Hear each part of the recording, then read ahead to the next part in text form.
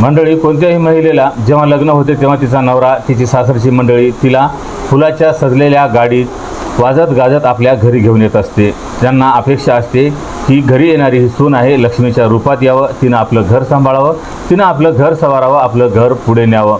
पण कधीकधी काही महिला हे घर सांभाळण्यासाठी येत नाहीत, तर त्या घराची राख रांगोळी करण्यासाठी येतात, तर ते घर उद्ध्वस्त करण्यासाठी येतात. आजच्या घटनेतील महिला अशाच प्रकारची होती.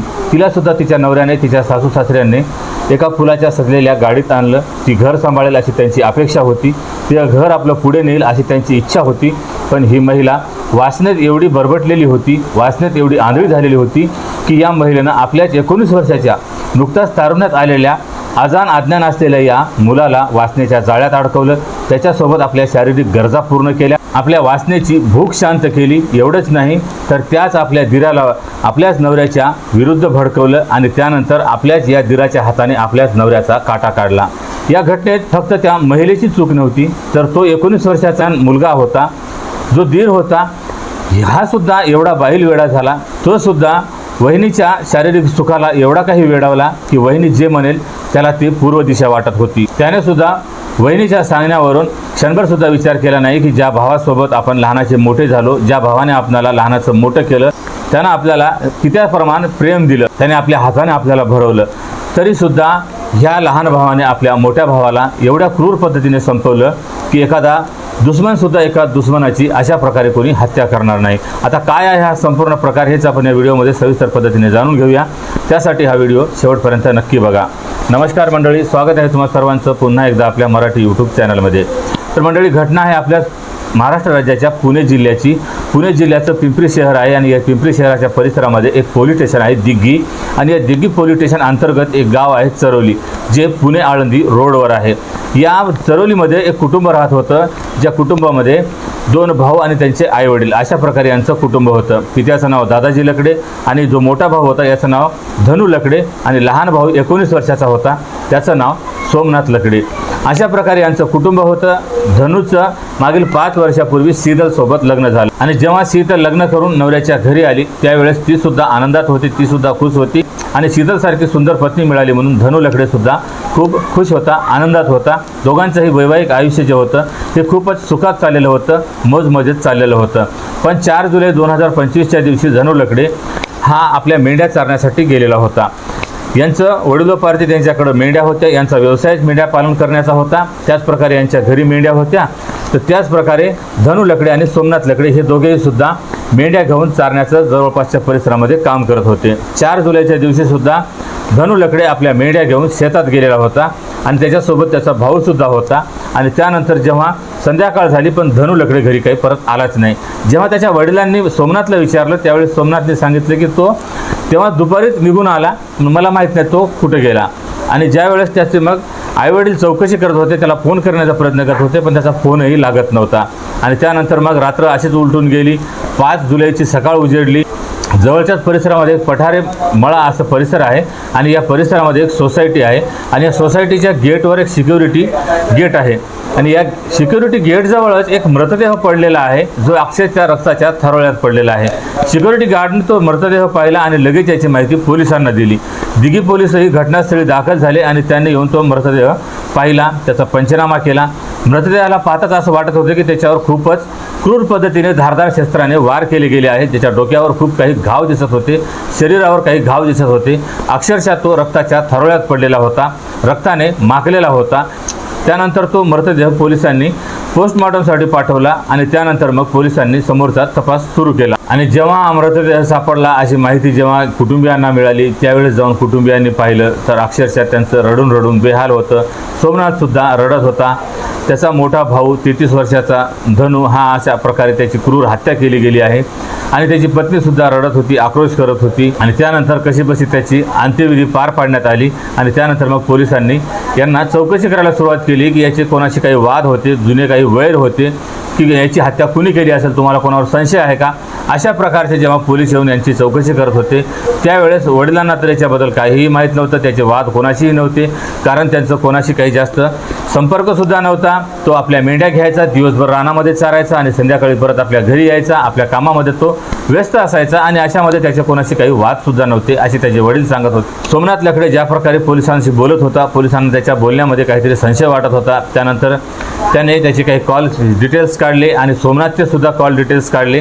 तर सोमनाथ ज्या प्रकारे धनु लकडे आपल्या पत्नीला जेवढा वेळ बोलत होता त्यापेक्षा सोमनाथ आपल्या वहिनीला खूपच जास्त प्रमाणामध्ये बोलत होता आणि वहिनीसुद्धा दिराला खूपच जास्त प्रमाणामध्ये फोनवर बोलत असायची. यांचे दिवसातून तासनतास फोनवर संवाद साधले असायचे, संपर्क झालेले असायचे आणि ह्यामुळं पोलिसांना काहीतरी संशय वाटत होता.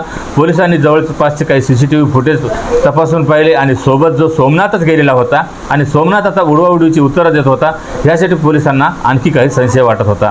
त्यानंतर पोलिसांनी सोमनाथला ताब्यात घेतलं आणि ज्यावेळेस पोलिसांनी त्याच्या वहिनीलाही ताब्यात घेतलं, शीतललाही ताब्यात घेतलं आणि ज्यावेळेस दोघांची कसून चौकशी केली त्यावेळेस मात्र पोलिसांना यांनी जी कहाणी सांगितली ती कहाणी ऐकून पोलिसांनाही विश्वास बसत नव्हता की कसा एक भाऊ अशा प्रकारे आपल्या भावाला संपवू शकतो. ती कहाणी अशी होती की शीतल जसं काही लग्न करून घरामध्ये आलेली होती. सुरुवातीचे दिवस तर खूपच मौजमध्ये चाललेले होते, आनंदात चाललेले होते. धनु लकडेसोबत शीतल खूपच आनंदात होती, खुश होती. धनु लकडे हे आपल्या पत्नीला खुश ठेवत होता आणि अशा प्रकारचे यांचे जसे सुरुवातीचे दिवस चाललेले होते तसे आता जसे जसे दिवस पुढे जात होते तसं धनु लकडे आपल्या कामामध्ये व्यस्त असायचा, तर जी शीतल होती ही आपलं घर सांभाळत असायची. ज्या प्रकारे धनु लकडे शीतलला पूर्वी प्रेम करत होता, पूर्वी तिला वेळ देत होता, तशा प्रकारे तिला वेळ देऊ शकत नव्हता. तिच्या शारीरिक गरजा तो आता पूर्ण करू शकत नव्हता. शीतलला आता कुठंतरी धनु लकडेमध्ये कमतरता भासू लागली, उणीव भासू लागली. तिच्या शारीरिक गरजा अपूर्ण राहत होत्या. ह्यासाठी तिनं आता आपल्या शारीरिक गरजा पूर्ण करून घेण्यासाठी आपल्या दिराकडं आपली दृष्टी वळवली आणि त्यानंतर मग ती आपल्या दिराला आपल्या वासनेच्या जाळ्यात ओढण्याचा प्रयत्न करत होती. त्याच्याकडे एक वेगळ्या नजरेने पाहणं, त्याच्याशी थट्टा मस्करी करणं, त्याच्या अंगाशी झटणं, त्याच्या नको त्या शरीराला स्पर्श करणं, त्याच्यासोबत अश्लील प्रकारे बोलणं, त्याला अश्लील प्रश्न विचारणे, अशा प्रकारे ती आता एका प्रकारे त्या आपल्या दिराला आपल्या वासनेच्या जाळ्यात ओढत होती, त्याच्या शरीराशी झटत होती आणि त्याच कारणामुळं जो हा तिचा दीर होता हा देखील कधी यालासुद्धा एखाद्या महिलेचा स्पर्श माहीत नव्हता आणि ज्या प्रकारे त्याची वहिनी त्याच्या शरीराला झटत होती, त्याच्या अंगाला झटत होती, त्या प्रकारे तिचं हे सहवास त्यालासुद्धा आवडू लागला आणि कधी दोघं एक झाले. दोघांनी सगळं नात्याच्या मर्यादा ओलांडल्या, वयाच्या मर्यादा ओलांडल्या. ही महिला 28 वर्षाची होती तर दीर 19 वर्षाचा होता. वहिनी एका प्रकारे आपल्या मातेसमान असते. हे सर्व काही नात्यांच्या मर्यादा विसरल्या आणि दोघांनी शारीरिक संबंध स्थापित केलेत आणि जेव्हा आता दोघेही एकत्र आले, दोघांमध्ये शारीरिक संबंध सुरू झाले, तेव्हापासून मात्र दोघांनाही आता चैन पडत नव्हता आणि आता जेव्हा यांना वेळ मिळत होती त्यावेळेस आता हे अशाच प्रकारे आपला वेळ एकत्र घालवत असायचे.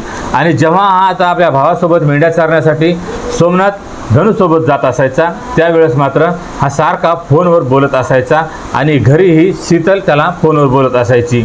धनु लकडे ज्यावेळी आपल्या भावाला पाहायचा त्याला आश्चर्य वाटत होतं की एवढा वेळ सोमनाथ फोनवर काय बोलते आणि कोणाशी बोलते. आणि घरी आल्याच्या नंतर जेव्हा आता धनु लकडे आपल्या मेंढ्याच्या पिल्लांना दूध पाजत असायचा, आपल्या कामामध्ये तो व्यस्त असायचा, तर इकडं घरामध्ये सोमनाथ आपल्या वहिनीशी थट्टामस्करी करायचा. हे दोघे घरामध्ये एकमेकांच्या शरीराची, एकमेकाच्या अंगाची झटत असायचे, एकमेकांना छेडछाड करत असायचे आणि हे संपूर्ण जो प्रकार यानं पाहत होता त्याला वाटत होतं की आपली पत्नी आपल्यापासून दूर जात आहे आणि माझा भाऊ माझ्या पत्नीच्या जवळ जात आहे आणि माझी पत्नीसुद्धा माझ्या भावाच्या खूपच जवळ गेलेली आहे. दोघांमध्ये खूपच वेळ अशी थट्टामस्करी चालत असते आणि ह्यामुळे धनुला काहीतरी संशय वाटत होता.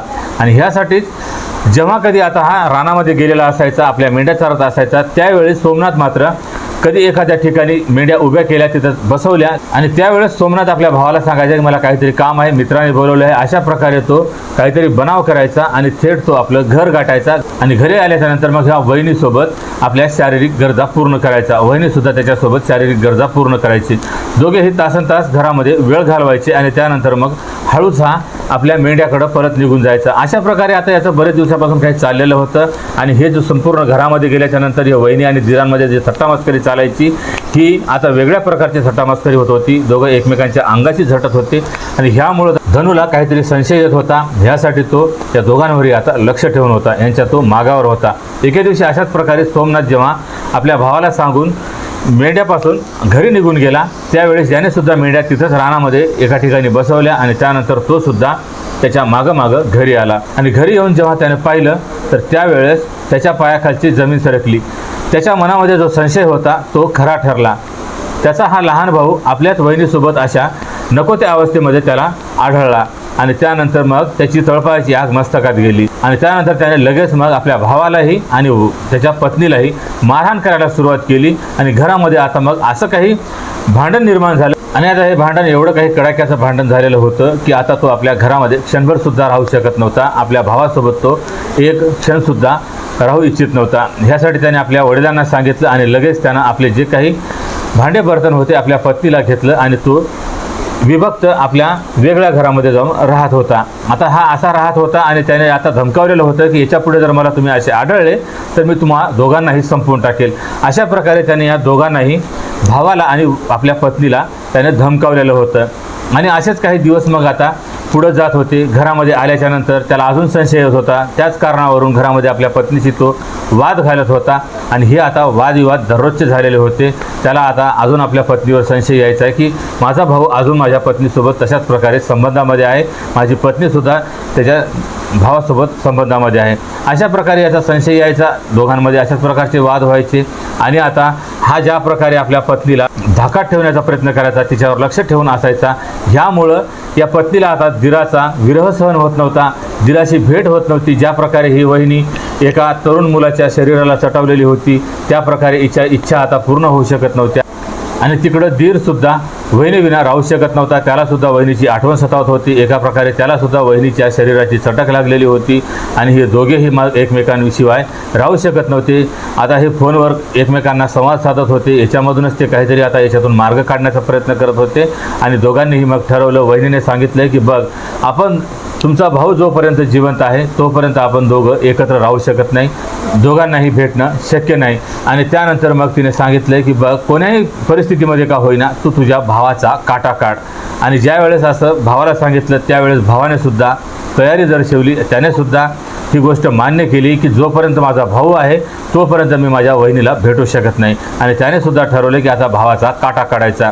अशाच प्रकारे 4 तारखेला सुद्धा हे आपापल्या मेंढ्या घेऊन एका रानामध्ये चारण्यासाठी गेलेले होते. जवळ काही झाडीझुडपं होते आणि जेव्हा आहे काही झाडीझुडपामध्ये धनुलकडे मेंढ्या चारत असताना हा दबक्या पावनाने त्याच्या मागं जाऊन पोहोचला आणि जाऊन त्याने लगेच कुऱ्हाडीने त्याच्या डोक्यात वार केले.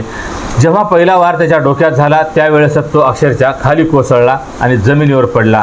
जेव्हा हा खाली पडला लगेच याने त्याच्यावर कुऱ्हाडीचे वार करायला सुरुवात केली आणि एवढे गंभीररीत्या त्याच्यावर कुऱ्हाडीचे वार केले की तो जागीच रक्ताच्या थारोळ्यात पडला आणि लगेच त्याचा जीव निघून गेला. तो जागीच मृत्युमुखी पडला. आणि अशा प्रकारे क्रूर पद्धतीने आपल्या भावाला, आपल्या वहिनीच्या देहसुखासाठी याने अशा प्रकारे भावाला संपवलं. आता पोलिसांनी या दोघांनाही अटक केलेली आहे. दोघांवरही गुन्हा नोंद केलेला आहे आणि या दोघांनाही तुरुंगात पाठवलेलं आहे. तर मंडळी, ही संपूर्ण घटना तुम्हाला ऐकवण्यामागचा उद्देश कोणाच्याही भावना दुखावणे किंवा कोणालाही बदनाम करणे हा नसून फक्त अशा घटनांपासून तुम्हाला सतर्क करणे, सावध करणे, जागरूक करणे हाच आहे. आणि या संपूर्ण घटनेबद्दल तुमच्या प्रतिक्रिया कमेंटमध्ये अवश्य कळवा. आणि जर हा व्हिडिओ, ही माहिती आवडली असेल तर व्हिडिओला लाईक आणि चॅनलला सबस्क्राईब करायला विसरू नका. तर भेटूया पुन्हा एका अशाच नवीन व्हिडिओमध्ये.